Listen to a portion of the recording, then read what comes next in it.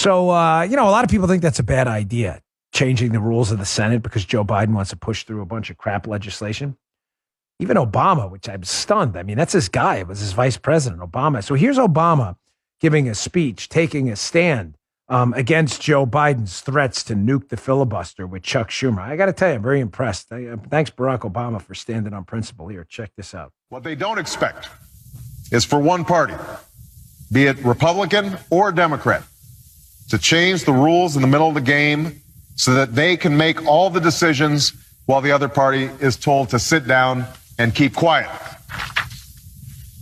The American people want less partisanship in this town, but everyone in this chamber knows that if the majority chooses to end the filibuster, if they choose to change the rules and put an end to democratic debate, then the fighting and the bitterness and the gridlock will only get worse.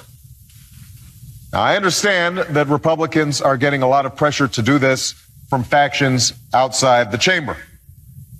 But we need to rise above the ends justify the means mentality because we're here to answer to the people, all of the people, not just the ones that are wearing our particular party label. Man, D, right? Credit where credit's due. Joe, oh, man, yeah. He stood up. Yeah. I mean, we and you, we've been doing this a long time, Joe. We were wrong. He's a man of principle, Obama. Just kidding. Of course, folks, Obama has no principles at all. Either does Joe Biden. That, if you've been watching on Rumble, it's fairly obvious. That was a speech Barack Obama gave a long time ago when he was a U.S. senator. He hated nuking the filibuster back then. Barack Obama doesn't have an ounce of principle. Barack Obama never did. So here we go. Here's Politico article. Obama backs Biden's call to change filibuster rules and pass voting rights legislation.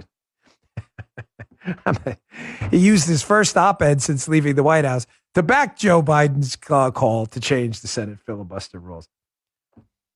There's that expression I see on social media a lot. The younglings use it or whatever. The younglings reminds me of that Revenge of the Sith movie, Yoda. Did you get the younglings or whatever? When they're talking about the young Jedis, right? They have to say, it's all F around and find out. Okay, so let's throw that theory back at the Democrats. You want to nuke the filibuster? I say go ahead. F around and find out. When we get in office, if you nuke the filibuster and you say, forget the 60 vote threshold, we need just 51, and we take back the Senate. I wrote a few things down I'd like to see immediately. Obamacare repeal, of course, full entitlement reform, massive tax cuts, national reciprocity for the Second Amendment, a school choice referendum nationally. I'd like to see all that. That's in the F around and find out file. You may say, the Republicans, they don't have the guts to do any of that. I bet a lot of them don't. But if we get enough of a majority and we can put the squeeze on them, I'll bet we can get it with 51 votes. You want to nuke the filibuster? You go right ahead. Yep. Yeah, that's true.